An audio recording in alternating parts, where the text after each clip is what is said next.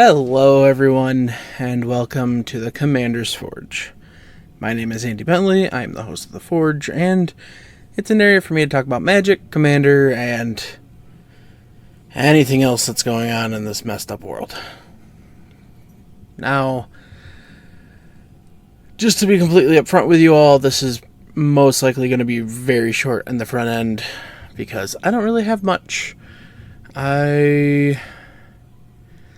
Well, my car broke down on my way to work on Friday, and so I've just been dealing with that, and I've already had the, one mental breakdown I'll allow myself to have, once or twice a year, so I just had to rebuild that wall, shove everything down, and remortar it, and just all that jazz.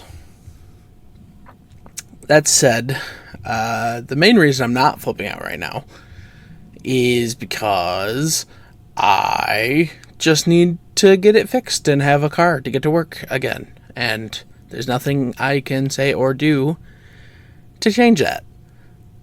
So yeah, there's that.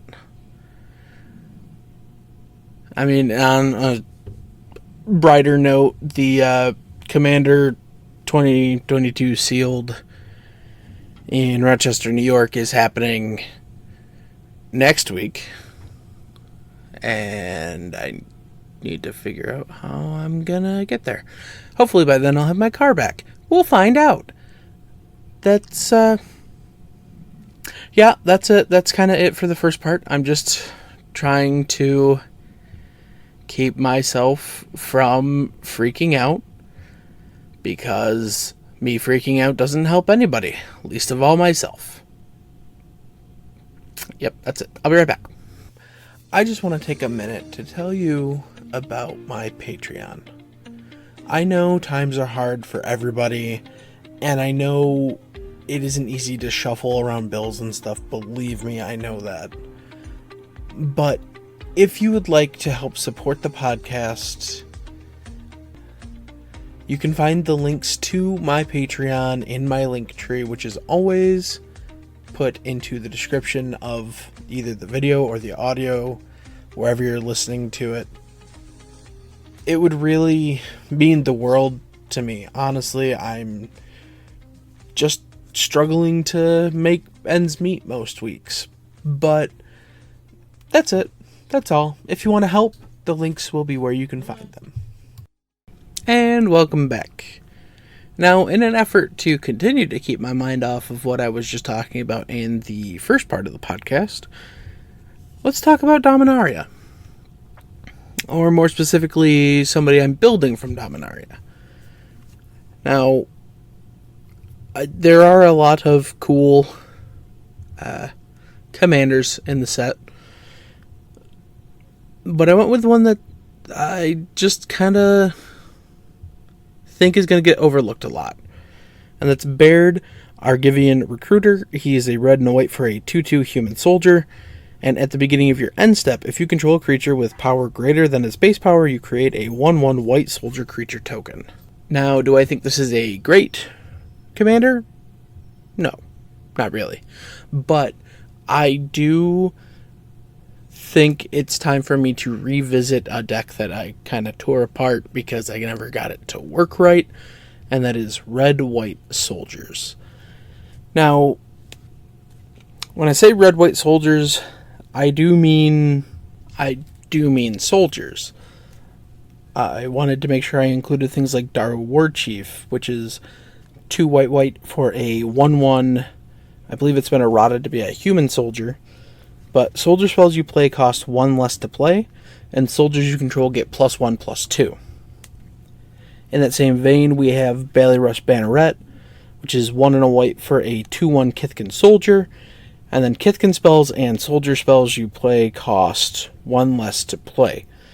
Now, we do have one other Kithkin soldier in the deck, and that is Preeminent Captain.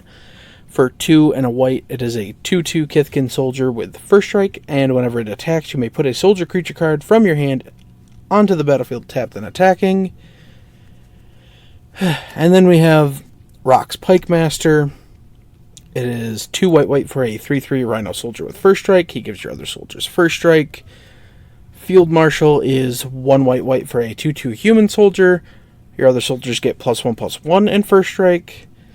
And then we have a little known card called Esper Sentinel, which is a single white mana for a 1/1 Human Soldier with whenever an opponent casts their first non-creature spell each turn, you draw a card unless that player pays X, where X is Esper Sentinel's power. Captain of the Watch is 4 white for a 3/3 Human Soldier with Vigilance. Your other soldiers get +1/+1 and Vigilance, and when Captain of the Watch enters the battlefield, you put 3 1/1 white soldier creature tokens onto the battlefield. Now, this one's kind of on the expensive side in what it does, but I've always wanted to find a place for it. It's Catapult Master. 3 white for a 3/3 Human Soldier. You may tap 5 untapped soldiers you control to exile target creature. That does get around Summoning Sickness because you are not... So the way it works is because you're tapping it to its ability and not a tap ability, it gets around it. I know it's weird. I do also have 2 other creatures here that I've wanted to make work for a while, and they just haven't. The first one being Boros Challenger, a red and a white for a 2/3 Human Soldier with Mentor, and for 2 a red and a white, it gets +1/+1 till end of turn. And then its best friend, Swift Blade Vindicator, a red and a white for a 1/1 Human Soldier with Double Strike, Vigilance, and Trample. Now, the other thing that Baird wants you to do is constantly have more power than what you have as a base. So the thing that made me think about building this deck in the first place was Noble Heritage. It's 1 and a white for one of the enchantment backgrounds.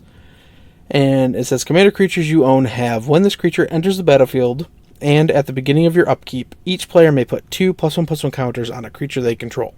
For each opponent who does, you gain protection from that player until your next turn.